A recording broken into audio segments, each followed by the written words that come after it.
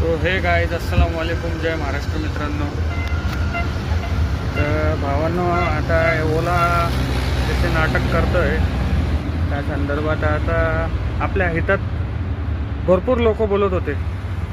तुम्हाला लक्षात आहे की नाही आहे मला माहीत नाही, पण आपल्या हितासाठी भरपूर लोक आवाज उठवत होते, बोलत होते. ते लोक कुठं गेले आता? जेव्हा ओला 13 रुपये 12 रुपये 14 रुपये किलोमीटरने पैसे द्यायला लागला आहे, तर आपल्या हितात बोलणारे लोक कुठं गेले? तर भावांनो, कोण कोणाच्या हितासाठी बोलत नाही. आपला हित म्हणतात ना, आपला स्वार्थ निघण्यासाठी जो पण असो, कोणी पण असो, तो आपल्या हितासाठी बोलतो, त्याच्या हितासाठी बोलतो. त्याच्यात आपलं काहीतरी त्याचा स्वार्थ असेल. निस्वार्थपणे कोणी कशासाठी कोणासाठी काय करत नाही आजच्या टाईममध्ये आणि या जगात. एवढं लक्षात ठेवा मित्रांनो. तर आता भावांनो, सगळ्यांनी मीटरप्रमाणेच भाडे मारा, मीटरप्रमाणेच ना सगळे बुकिंग ॲक्सेप्ट करा.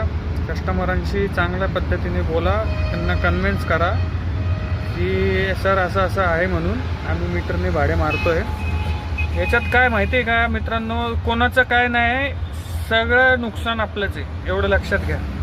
कारण की तुम्हाला सांगू का, हे नवीन रिक्षा यांनी घेतलेलं आहे, यांच्यासाठी पण मी सांगतोय, मेसेज आहे हा, की भावांनो, तुम्ही त्या ओलाच्या रेटप्रमाणे जाता, ते ओलाच्या रेटप्रमाणे, तर तुम्हाला फक्त एवढंच विचारायचं आहे मला की तुम्ही त्या रेटने जाता ते, तर तुम्हाला ते सर्व्हिसिंगचे पैसे देतात ते, की तुम्हाला टायर घेण्यासाठी पैसे देतात ते, गाडीचे वॉशिंगचे पैसे देतात ते, CNGचे पैसे देतात ते, तर तुम्ही एवढ्या कमी पैशात का भाडे मारता ते मला कळत नाही.